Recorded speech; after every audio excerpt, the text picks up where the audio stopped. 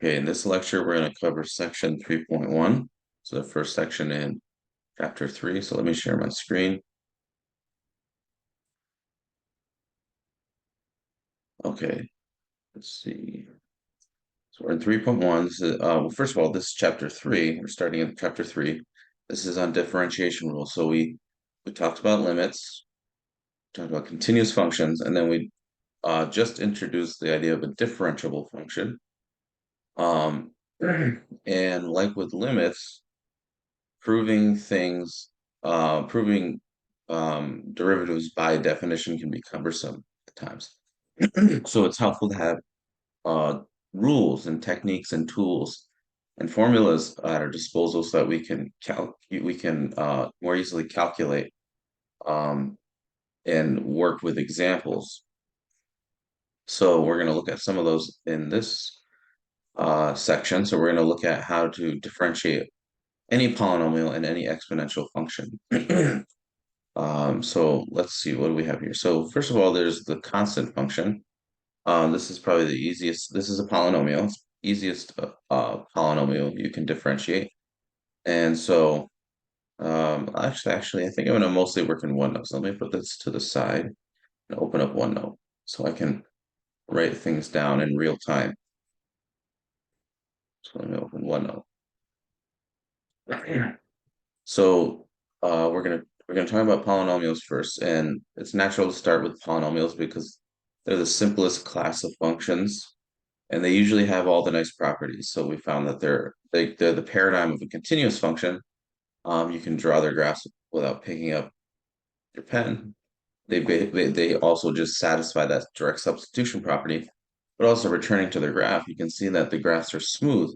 There's no corners, there's no kinks or anything like that. So you would expect these to be differentiable.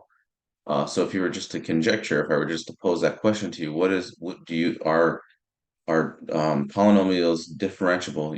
Your answer should be yes, and that should grounded in the intuition that the curve associated to a polynomial doesn't have any kinks or corners or vertical tangent lines. So it's reasonable to think that these are differentiable, and in fact they are. We already actually saw some polynomials are differentiable, but now we're going to prove that all polynomials are differentiable. So first thing we're going to look at are constant functions. So we're in 3.1. This is derivatives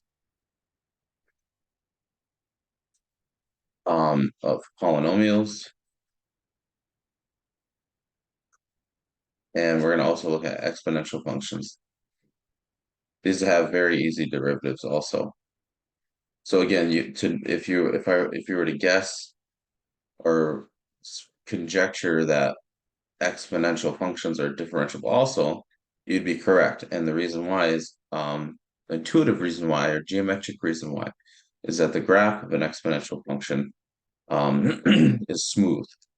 And that's really what differentiability is about. It's smoothness. So, and smoothness is different than continuity. So the first thing we can look at is that of a constant function. So this is a really cheesy example of, in fact, I'm not even going to go for this. This, I'm not even going to bother. The book goes over this. This is sort of dumb. We're going to just prove that all polynomials are continuous. And so that will include constant function because a constant function is a polynomial. Very uh, boring polynomial. But I'm not going to go through the proof, but I'll just say if here's a fact. I'll just state it as a fact, which we'll prove later. So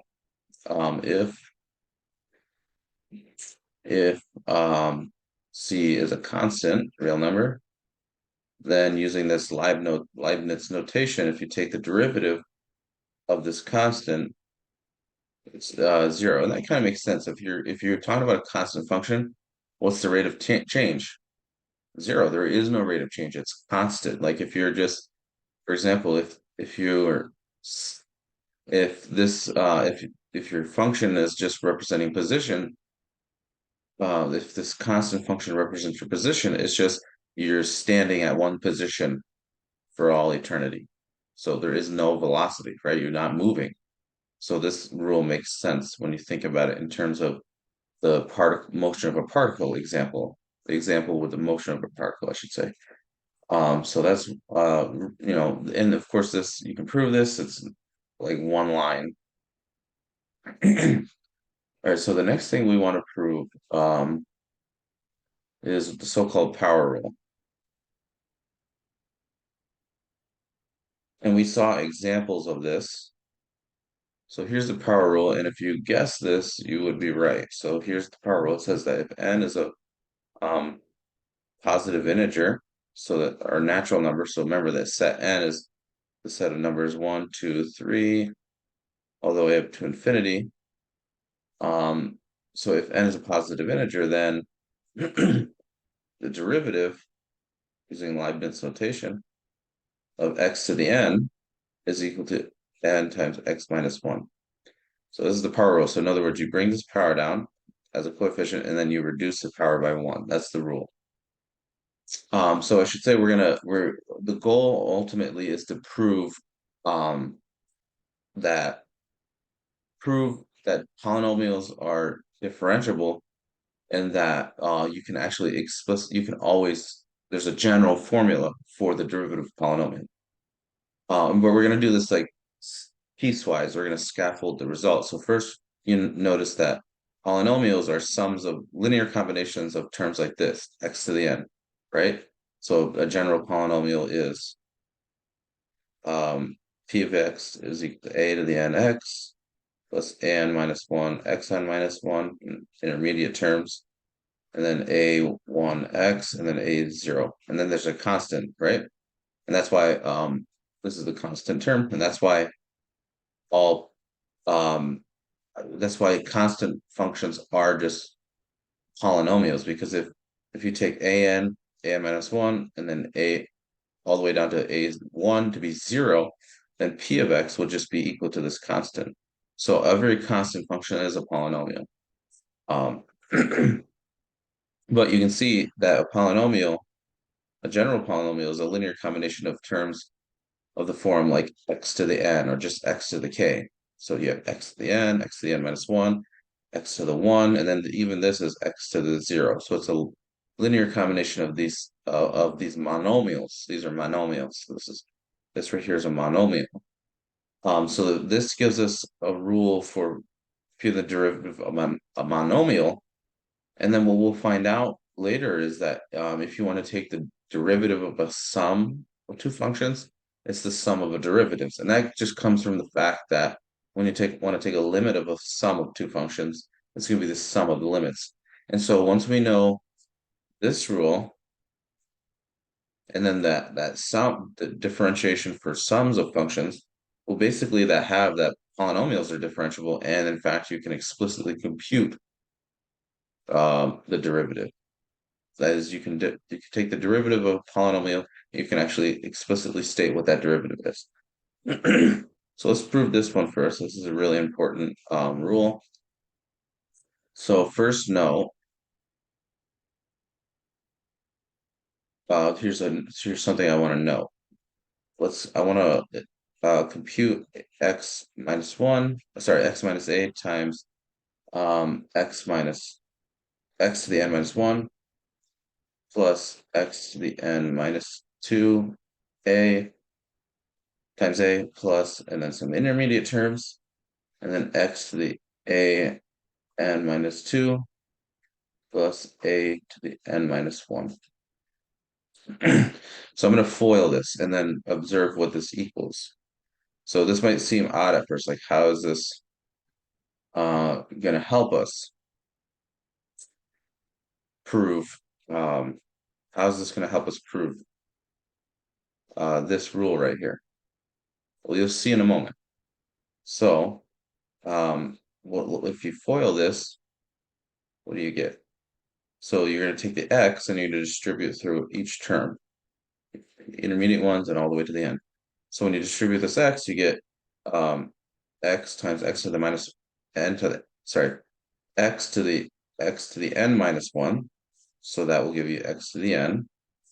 And then you have x times x to the n minus 2 times a. So that'll give you x to the n minus 1a. And then you have some intermediate terms. And then you'll have this x distributes to this x here, so you get x squared a to the n minus 2, and then finally x to the a n minus 1. All right, so that was just distributing the x through. Now we're going to distribute the a through. So when you do that, I'm going to write this on another line. So you're going to get negative a to the x n minus 1. So this first line right here, I'm going to be subtracting this second line from it. So when you distribute the a through, you get a to the xn minus 1, and then minus x n minus 2 a2, and then minus some intermediate terms, and then minus x to the a n minus 1, and then finally x to the a n. Now let's compare these two lines. So we have x to the n minus 1a. Sorry, let me get rid of this long line here. So we have x to the n minus 1a. But we also have that on this second line right here, and we're subtracting it right here. And then we have some intermediate terms, but then at the very end we have x squared. Sorry, this is not looking right actually. Something is not right. We definitely have this term matches this term, so they cancel out. Oh, I see. Okay, so now if you go to there's some intermediate terms. I don't know why this doesn't show up. This is really weird. This is not right.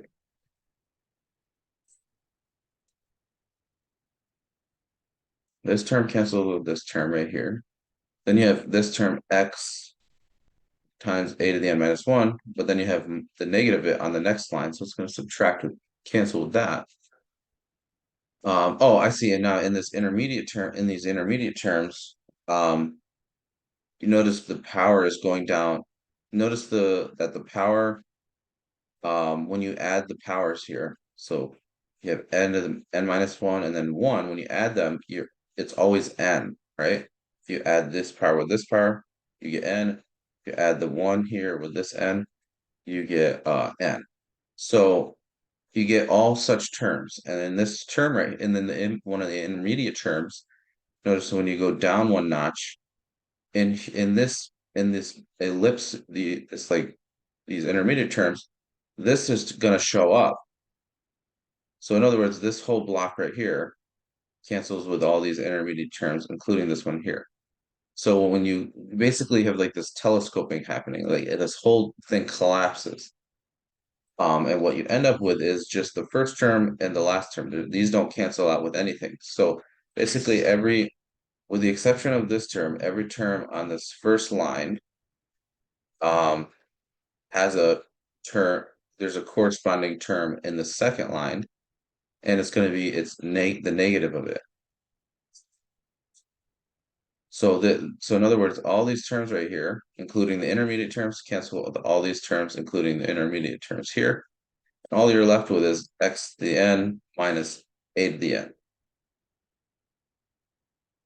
n. So this shows is that x minus a times let's see, x to the n minus 1 plus x to the n minus 2a plus some intermediate terms, and then plus x to the a minus x times a to the n minus 2 plus a to the n minus 1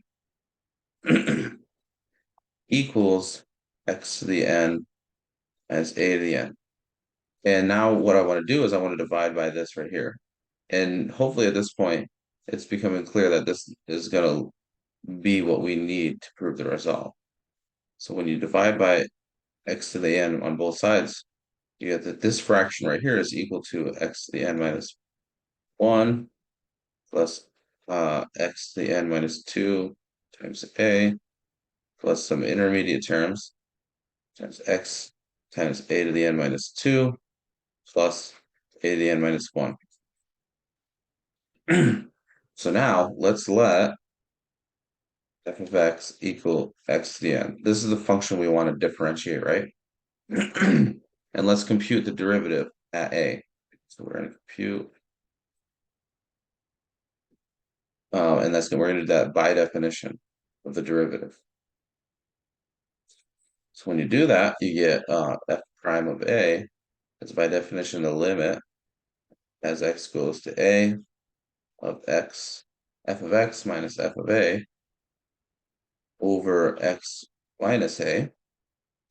Now let's plug some terms in.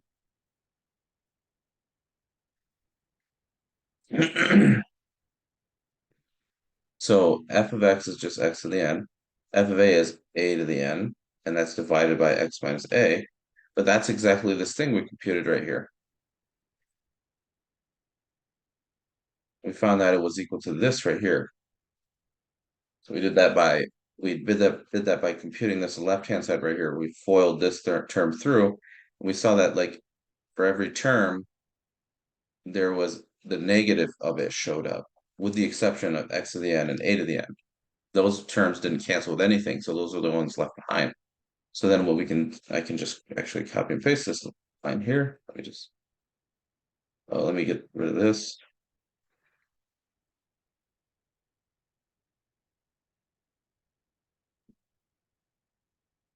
So now what we're taking the limit of is, let's see, we're taking the limit of this polynomial right here now, which is good because now we're just taking the limit of a continuous function, right? So this is the limit. So as x goes to a of this thing here. So now the problem of computing this derivative x to the n reduces this problem of computing the derivative reduces the problem of just this thing being continuous, which we know there actually is no problem. We can compute this. So this is a continuous function. It's a polynomial, let's say. So being a polynomial, it's a continuous function at x equals a, right? It's a continuous everywhere, so in particular it's continuous at a. So you can just plug in a for x. So we have a to the n minus 1 plus a to the n minus 2 times a, so plus some intermediate terms, all the way down to a times a to the n minus 2 plus a to the n minus 1. But notice, as I said, when you all these terms here, these intermediate terms, when you the sum of the exponents, the sum of their exponents in the product is n. It's always going to be n minus 1. So we have a to the n minus 1, we have a to the n minus 1. This ends up being a to the n minus 1. Same thing for all these intermediate terms, a to the n minus 1. And how many times do we have that? We have it n times. So it's going to be n times a to the n minus 1. So that's exactly what we wanted to prove. So we proved that when you differentiate this function at a, you get n times a to the n minus 1, which is exactly the claim that we wanted to prove. Of course, you can replace RA by X and you'll get the result. All right, let's see how that's going to be useful now. So this is example 1. So we have that if f of x is equal to x to the 6th power, then when you take the derivative, according to the power rule, you bring the power down, so it's going to be 6 times x, and then the power gets reduced by 1, so it's going to be to the 5th power. Now here's another example. If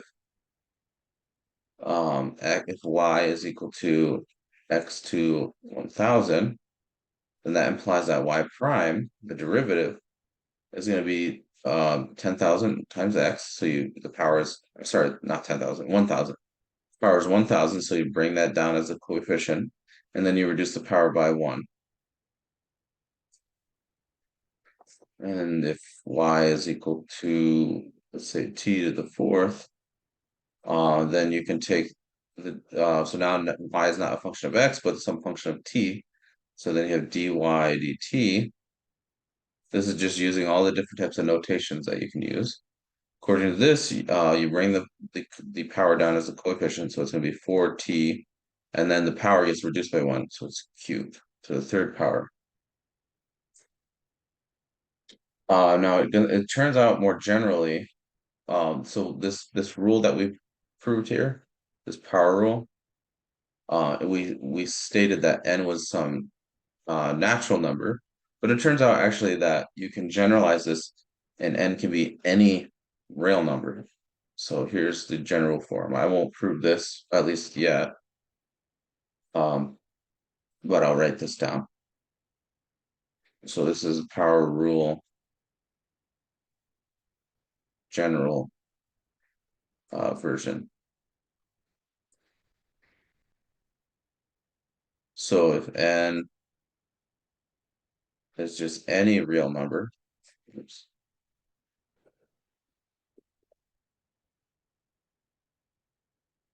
if n is any real number, then the derivative x to the n is going to be same form. Our proof only worked because we assumed n was a natural number, but it turns out that you can, with some other tricks, prove that it works for n being any number. All right, so let's see how that helps when it's helpful when n is not a positive integer. So this is example 2. So we have f of x is equal to, so this is part A, f of x is equal to 1 over x squared. So we want to find the derivative. So the easiest way to do this is write it as x to a power. So get rid of this fraction and write this as a negative exponent. And now it should be pretty clear how to apply this right here. So we want to find the derivative f prime of x. So according to this general power rule, you have you take this power right here and bring that down as a coefficient. So it's going to be negative 2x, and then you subtract 1 from the power. You reduce it by 1, so it's now going to be negative 3. And then, of course, that simplifies as follows. Or you could probably leave that like that in most cases, but you could also write it like that as well. So that's that. And then for part B, we have that y is equal to cube root of x squared. Well, when we want to find the derivative for this, I'd again write this as x to some power. So a cube root is the same thing as a third root. So we're taking x squared to the third root. But now we have an exponent of an exponent. So we just multiply the exponents to get x to the 2/3 power. And now when you differentiate that, when you find y prime, according to the general power rule, you bring this exponent down as a coefficient, and then you reduce it by 1. So it's going to be 2/3 minus 1, so it would be negative 1/3. You can leave it like that, I guess, or you could, I guess you can write it as like 2 over 3 times third root of x if you want, I guess. There are lots of different ways to write it. All right, so here's another example about finding tangent lines and normal lines. So this is example 3. So we want to find the tangent and normal line to the curve. Whoops. Y is equal to x square root of x at the point 1, 1. And so remember that the tangent line, the normal line. So just recall, this is the line, it's the line perpendicular or orthogonal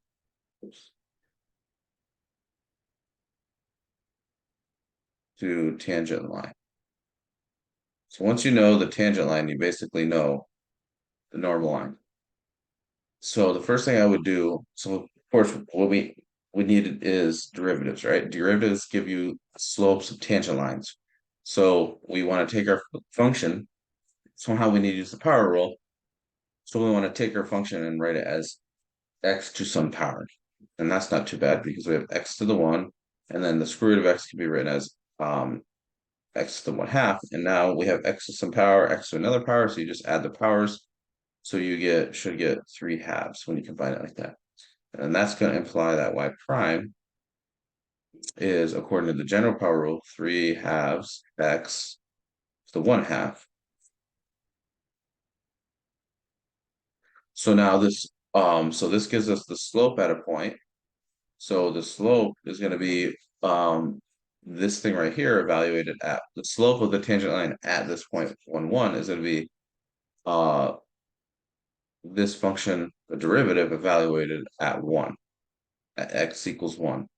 So it's gonna be 1/2, 1 to the 1/2, and that's gonna just simplify to the 3/2. And this is also apply that the slope of normal line and is so you take the negative reciprocal, so it's negative 2/3. So first of all, the tangent line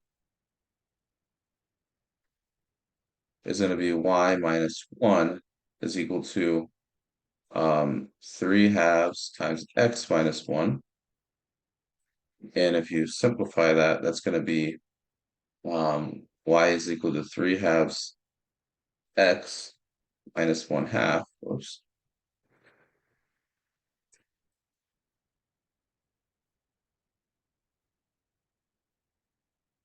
And the normal line will be y minus 1 is equal to negative 2/3 x minus 1. And if you simplify that, you should get y is equal to negative 2/3 x plus 5/3. Okay, so and here's a picture they show you. Oops, what I meant to do. There's a picture, so just kind of illustrating what's going on. But here, so yeah, the tangent line and then is red, and then the normal line is green. All right, so now the next thing we want to look at is new derivatives from old derivatives. So here's the next rule we need. Because so remember, remember our goal is to find the derivative of a polynomial. So we know by the power rule, we know how to compute the derivative of x to the n. But polynomials aren't just x to the n. It's a linear combination of such terms. So that's why we need this constant multiple rule to eventually get the derivative of a polynomial. So the constant multiple rule says that if c is a constant, so it's just some real number, and then f is differentiable, then you can essentially just factor out that constant c, like so. So let's see. So the proof is actually pretty straightforward, and this fact basically essentially just follows from the fact that you can do this for limits. And remember, derivatives are defined in terms of limits. So we're going to let g of x be c times x, and then this first line right here, this first part right here, is just by definition, what does it mean to take the derivative of g of x at x? Well, it's going to be g of x plus h minus g of x. But remember, we defined g of x to be c times f of x. So that the numerator will then become this right here. So c times f of x plus h minus c of f of x. But then this c right here can be factored out of the numerator, like here. But now, as it says right here, by this limit law number 3, you can actually just factor this c out completely out of the limit. So the fact that this constant multiple rule right here holds really just comes down to the fact that you can use this limit law right here that they're referencing. The fact that you can just remove scalars multiples out of a limit. And then this part right here, what's left in the limit, this part of the limit right here, this whole thing right here, is just by definition the derivative of f. So it's going to be c of f times prime. So here's some simple examples. You can, if you have this 3 right here, 3 times x to the fourth, you can actually just take the 3 out and just take the derivative of x to the fourth and multiply by 3 at the end. So the 4 comes down as a coefficient, and you reduce the power by 1 to get 3. And then you have the 3 and the 4 give you 12, and so you'll finally have 12 to the times x to the third. Then this one right here, you just have negative x with, I'm not even going to bother going through that one, that's kind of boring. And then finally, this is going to really be the last part, in proving that polynomials are differentiable and that you can actually compute the derivative. So we have the sum and difference rules. And again, this really just reduces to the fact that oops, that when you take the limit as x goes to a of f of x plus or even minus g of x, it's going to be the sum of the, or in sum and or, oops, not infinity, the sum or difference of the limits. So again, this is expressed by saying that the limit is a linear operator, and the derivative is going to inherit this property of being a linear operator. So the proof is not bad. So you have this function, we're going to capital F, and it's going to be defined as the sum of these functions. And what we want to show is that f prime is f prime of x plus g prime of x. So we want to compute the derivative of capital F prime. So by definition, it's going to be this right here. And then what you can do is you're going to, in the numerator, you're going to get well, exactly this right here on the second line here, right? This is what it is that's what f of x is by definition. And then you're going to put this term right here with this term right here, and then divide h into it. So that's how you get this term in the limit first. And then you put the g of x's together and divided by h. So that's why you get this here. Now you're assuming, since you're assuming that f and g are both differentiable, you can use limit law 1, the sum of the limit of a sum is the sum of the limits, because you're assuming that this limit exists and this limit exists right here individually. But these are by definition f prime of x and g prime of x respectively. So that's how you get that. And then as it says here, to get the difference rule, just note that f minus g can be written as f plus negative g of x. And then you'll just use the sum rule and the constant rule, multiple rule together to prove this second rule right here. Now this allows us to compute any polynomial. I can give you any polynomial and you can compute it now very easily. And so again, take some time to appreciate this, because to prove this by definition would be really, really awful. I mean, I can just write that out quickly. So if I wanted to compute the derivative of this right here, by definition, it would be, I don't even know if I can write it all out. It'd be the limit of this thing as h goes to 0, so it'd be x plus h to the 8th plus 12 times h to plus x plus h to the 5th minus 4x, oh, that's not even right, 4 times x plus h to the 4th plus 10x, I mean, this is getting really crazy, to the 3rd minus 6 times x plus h plus 5, and then you get to subtract off the function, minus, oops, x to the 8th minus 12x to the 5th plus 4x to the 4th minus 10x third plus 6x minus 5, and then it would be this whole thing divided by h. And so you'd have to do all sorts of cancellation. You'd have to FOIL this 8 times. Let's do the FOIL 5 times, 4 times. And then you'd have to put all the x's together, put all the h's together, cancel out. And that would just be a nightmare. But these proofs right here, just a couple lines. Just a couple lines of algebra, as opposed to, I mean, this alone would be annoying to compute right here. X plus h to the 8th power, that would be this term right here, would be really annoying to compute.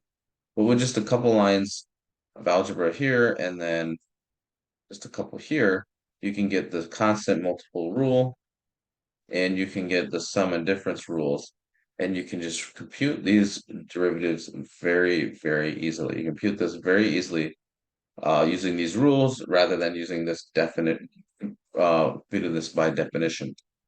So using the rules, what do we get? Well, this derivative operator distributes over each term. So you get derivative of x to the 8th becomes this term x 8 times x to the 7th, bring the power down, reduce it by 1. Then you can factor out the 12 in the next term. So you're taking the derivative of x to the 5th. So it'll be 12 times 5 times x to the 4th. You reduce the power by 1. And then this next term right here, you can factor out the 4. And then you're just taking the derivative of x to the 4th. So you bring the power down to get another 4. Reduce the power by 1 to get x to the 3rd. And so on. And then it just simplifies like that. So I'll let you work through the details of that example. But this is definitely the preferred method to prove some more general results so you can avoid horrible calculations like this. All right, so now we're going to look at this problem. This is actually going to be a really important problem, this is example 6, finding where the tangent line is horizontal. It's going to turn out that this is going to be related to finding out where you have relative minimums and maximums, or what are called just more generally relative extrema. And this is really important in all sorts of applications. You want to find out where you have maximum revenue or minimum cost, or you want to find out maybe like if you have a particle in electromagnetic field, you can the strength of the magnetic field depends upon the position in the field, and so you can look at where the position is that needs the least amount of energy or has the most potential energy, say. Whatever, lots of different applications you can imagine. So what is a horizontal tangent, first of all? Well, horizontal, what characterizes a horizontal line? It's a horizontal line is characterized by the fact that the slope is 0. So to find the horizontal tangents, we need to set the derivative equal to 0. We need to find out where the derivative is 0. First of all, what is the derivative of this function? Well, now that we have the sum and scalar multiple laws, we can take the derivative of any polynomial very easily. So the derivative of this right here, you just differentiate each piece. So you're taking the derivative of x to the fourth, then 6 times x to the squared, and then the derivative of this constant. So the derivative of constants can be 0. This is going to be 2x times 6 gives you 12. And then this is going to be 4x to the third. And then you can factor it as like so. And then when you set this equal to 0, you see that you either 4x is 0, which is to say that x is 0, or x minus 3 is 0, like this, which is to say that x is equal to plus or minus root 3. So it has the curve has horizontal tangents at x is 0, root 3, and negative root 3.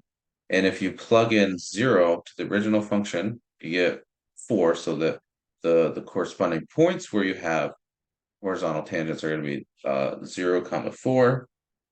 And I guess if you plug in the root 3 and the negative root 3, you're going to get negative root 3, negative 5. Oh, sorry, root 3, negative 5, and negative root 3, negative 5, respectively, when you plug in root 3 and negative root 3. And then here's the picture just illustrating this. You have, and so you can see that we do, in fact, have horizontal tangent line at these points right here. All right, so here's a problem. So what's the next problem? So this is equation of motion of a particle is described as follows. So this is the displacement of a particle relative to the origin, and we want to find the acceleration of the particle as a function of time. Well, remember, the derivative gives you the rate of change of this function here, so that'll be your velocity. So the rate at which your displacement is changing is going to be velocity. The rate at which your position is changing is going to be the velocity. And then if you take the derivative of the velocity, that is the rate at which your velocity is changing. That's by definition acceleration. So we need to get the acceleration, we need to differentiate this function twice. Okay, so we're going to differentiate it once right here. That'll give us the velocity. So it's going to be you differentiate the 2t 2 times t to the third. That's going to give you 6t squared because you bring the 3 down. Let me just do it on the side actually. So you're going to have 2 times 3t squared, and then minus 5 times 2t, and then plus the 3t would just become 3, and then the constant 4 is just 0. So then this will give you 6t squared minus 10t plus 3, which is exactly what we have here. And then to get the acceleration, you just differentiate that, differentiate the velocity, see? Acceleration is by definition the derivative of the velocity. So when you do that, you differentiate this right here. You get 6 times 2t by the, so we're basically combining all our rules. We're using the power rule, the sum, we're using first of all, we're using actually the sum rule, the sum and difference rules of derivatives. Then we're using the scalar multiple rule, and we're using the power rule. So when you work on a problem, you don't actually need to like break it down that much. You can just kind of you can just kind of like combine a couple steps if you want. That's for the sake of time, especially when you're taking a quiz or exam where things are time when these are time sensitive like, assignments. So you don't have to worry about going through all the details if you don't want to. Definitely show some work though, of course, so I know what you're doing. So when you differentiate the negative 10t, you just get negative 10, and then then when you differentiate 3, you just get a constant 0 because it's a constant. So you get 12t minus 10. And then we want to know what is the acceleration after 2 seconds. So you just evaluate the acceleration at 2, and if you do that, you can see that you get well, you get 12 times 2 is 24 minus 10, so that's 14. All right, I think this is the last thing. How much is there? No, not much. Okay, so now we have looked at derivatives of polynomials essentially, and we can see now that every polynomial is differentiable. And it's not that hard to compute the derivative. The next thing we want to look at are exponential functions, and these are the next nicest functions you can deal with in terms of different derivatives, especially the natural log. All right, so now there is going to be one assumption we're going to make that the book doesn't explicitly point out, but it's going to be an interesting assumption actually. So and it's going to show you that these exponential functions are very nice. So it turns out that exponential functions are infinitely differentiable.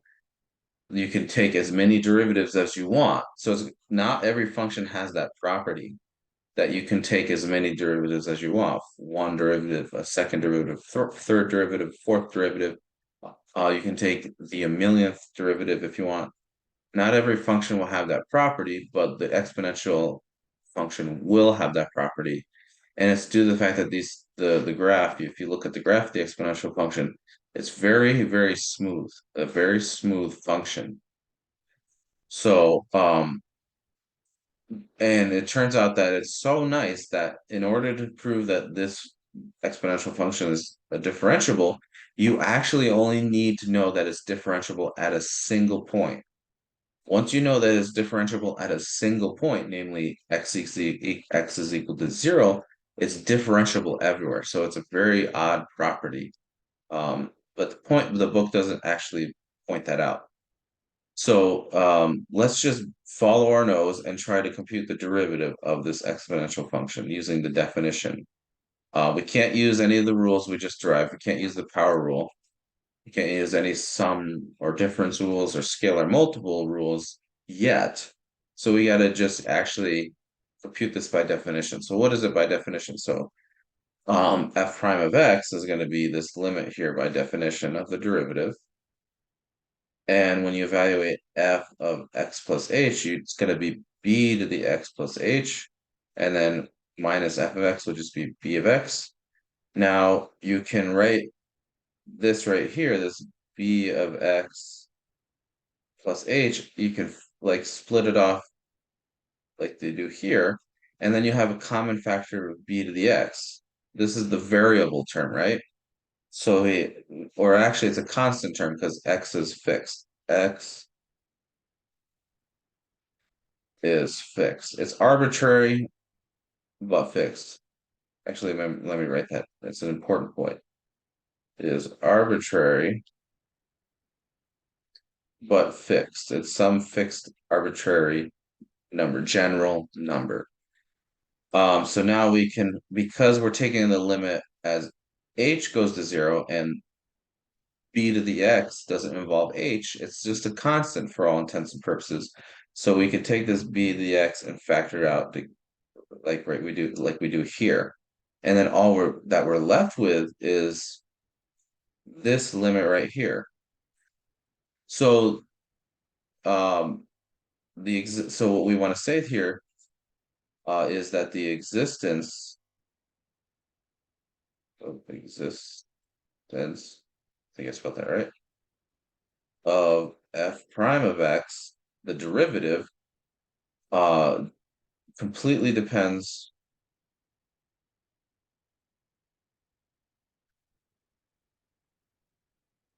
on whether that limit exists right there. So if you can figure out whether or not that exists, then you're done. Turns out we're going to sweep that under the rug. Unfortunately, it's not this showing that this limit here exists, that is this one right here, is not extremely easy. But what is this? What is this the limit of this value? It actually ends up being the derivative as of f at 0. Right? Let's write that out by definition. F prime of 0 is by definition the limit as h goes to 0 of f of 0 plus h minus f of 0 over h. And so that's going to be the limit as h goes to 0 of b to the 0 plus h minus b to the 0 over h. And that just simplifies as follows. As b to the h minus 1 over h. So this limit right here is exactly the derivative of the function at 0. So the existence of the derivative at x is contingent upon whether or not this derivative exists at 0. So if as soon as you know that you're differentiable at 0 at the origin, you're differentiable everywhere, which is, as I said, a rather peculiar property of the exponential function. So yeah, so as I said, if it is differentiable at 0, then it's actually differentiable everywhere. And the function can be written like this. Actually, the better way to write it is as follows. f prime of x is equal to f prime of 0 times f of x. So it's like the derivative is just a multiple. So the derivative of the exponential function is just a multiple of the function itself. And I think it's the only function that has that property, if I'm not mistaken. So we're gonna just I don't think they prove it anywhere. No, they just give numerical evidence that this derivative exists. So we're just for our purposes gonna assume this exists. We're going to assume that this limit exists right here. That is, we're going to assume that the exponential function is differentiable at 0. Kind of annoying assumption you have to make. If you go on to say take real analysis, which is just like sort of like a second look at calculus, but like proving things more rigorously, um, you probably will prove this that it's the exponential function is differentiable. I don't know how to prove that this limit exists off the top of my head. If you're really interested, though, I could figure it out and we could go over it together. So here's some numerical evidence that this limit exists. So we're going to take h as h goes to 0. And then this is looking at b is equal to 2, b is equal to 3. And I guess what they're saying is that for b is equal to 2, it looks like it's approximately 0.693. I guess that's what that's approaching, something approximately 0.693, but when b is 3, it's approaching approximately 1.099. I don't know. I don't really find this numerical evidence convincing. Um, if you do, that's great. I don't find it convincing. I would rather like to see the proof of it that this limit right here exists. But as I said, I don't know how to prove that off the top of my head. I'll think about it though. That's an interesting problem. Um, anyways, here's another. So we talked about this number e. Here's one way of defining e. So we didn't actually um define e. We just said, hey, there's this number, this Euler constant, and it has these nice properties. Well, one way of defining number e is that it is just that number such that this is the case. This is true. Of course, there's the question of how do I know there is such a number? How do I know such a number exists?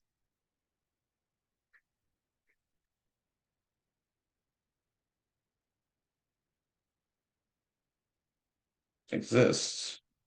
You can't just say like, oh yeah, I'm just going to define e to be this number right here. It's going to be the number such that it makes this limit equal to 1. I mean, that's a real nice number to have, but how do you know that such a number exists? I don't even know if this limit right here exists in general. And then you want to say that you want to take e to be the number such that this limit equals 1. That sounds like a bunch of hogwash, honestly. But if you go on a real analysis, I guess you would probably be able to prove that this limit exists and that there's a number for which it equals 1. I guess what I would do, how would I do that? I would think maybe using the intermediate value theorem. So this is going to be a continuous, the limit itself will be a continuous function. So I guess what you could do, let's see, that's interesting. Suppose that this limit exists, and so we're going to define h of b to be the limit as h goes to 0 of b to the h minus 1 over h. My guess is that this is a continuous function in b. Now you should be able to show that the value, like there exists to be. So does there,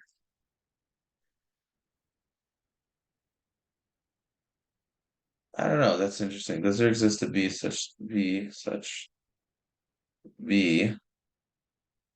oh no. B has to be positive. Does there exist? Oh, you don't know that type of word, that symbol. Does there be positive such that h of b is equal to 0? I think so. And how about h of b is equal to 2? If so, then you can say by the intermediate value theorem, there has to be a b such that this thing equals 1. And then you just call that e. I don't know. That maybe you could just directly show that this equals 1. I don't know. That seems kind of hard. I don't know how you prove that. Anyways, that's a fun thing to think about. Why is that? Why does there exist a number? Why does this number exist? E. Why is there such a number that this limit equals 1? Anyways, um, what this means though is that this is a nice thing because what it means, assuming such a number exists, it's nice because what that means is that um here's what it means. It means I need some room now. It means that if f of x is equal to e to the x, then f prime of x is going to be, well, remember, we just saw that it's equal to f prime of 0 at x times e to the x. But this right here is 1, so it's just going to be e to the x. So what that means is that the natural exponential function is its own derivative. So this is another way of saying this is that e to the x is a fixed point. It's actually is a yeah, it's a fixed point of the linear operator, which is nice. D over dx. So the derivatives, remember, I said it's a linear operator, and this equation here says that it's a fixed point. And I wonder if is the only fixed point? I don't know. And there's some of these really basic questions that I just don't know. Here's a question: is e to the x the only fixed point of d over dx? This says it has an eigenvalue of 1 also, because it's the multiple is 1 of times e to the x. But who cares about eigenvalues? Anyways, so this is a nice rule. So it says that to compute the derivative of e to the x is really easy. Just the derivative of e to the x is just e to the x. But in general, the derivative of an exponential function b to the x is going to be of this form. And then as we noticed that you choose e to the x such that its derivative at 0 is just equals 1. So it reduces to this yeah, so you choose e to be such that this limit right here is equal to 1, which means that when you take the derivative of e to the x, you get this, and so it's just e to the x. Let's see. So yeah, the slope, what that means is that the slope at this point right here is just 1. So these are all just different ways. This is just different ways of interpreting kind of the same result. So the choosing this number e such that this limit is equal to 1 is the same thing as, or it means that when you take the derivative of e to the x, it's just e to the x, but choosing this e to be this number such that this limit equals 1 it also means that when you look at the slope of the tangent line to the curve e to the x at 0, the slope is 1. So this is like a geometric way of interpreting this definition right here. So this is like a really algebraic definition, but it has a geometric interpretation. All right, let's see. I think there's just, let's see. So we have this. Okay, so here's kind of a basic example. It's you have f of x is equal to e to the x. You want to find the first and the second derivative. You can compare the graphs, but who cares? I don't care about that right now. So to take the derivative, we need to use the difference rule. So you take this derivative. The derivative is a linear operator, so it distributes over. So to take the derivative of e to the x minus x, you just take the derivative of e to the x, subtract from that derivative of x, And the derivative of e to the x is just e to the x, but the derivative of x is 1 by the power rule, right? So maybe I should point that out. Note that the derivative of x is, so x to the 1 is, well, what is that? By the power rule, you bring the 1 down times x, and then you subtract 1 from the power. So it's going to be 1 times x to the 0, which is just 1, because x to the 0 is 1, and then times 1 is 1. So that's why you get e to the x minus 1. And then the second derivative, to get that, so now we want to take the derivative of this term right here. And again, you use the difference rule to distribute the d to the x over the difference, like so. And then derivative of e to the x is just e to the x, but the derivative of 1, a constant, is 0. So it's just going to be e to the x. All right, so another example. This looks like an interesting example. At what point on the curve, e to the x is the tangent line parallel to the line y is equal to x, 2x. So what does parallel mean? So we have this line y is equal to 2x. Parallel means that you have the same slope. So we want to set the derivative equal to 2. So the e to the x, so since our function is y is equal to e to the x, the derivative is just e to the x. It's the simplest derivative you can conceive of. And then what we want to do is, oh, I see. So, okay, yeah. Um, all right, so I misspoke a little bit. We don't want to set the derivative equal to 0 to 2. We want to say that there's a point. So there's a point, um, and on the curve where the tangent line is parallel to this line. So we're going to just let the x coordinate of that point, whatever it is, be a.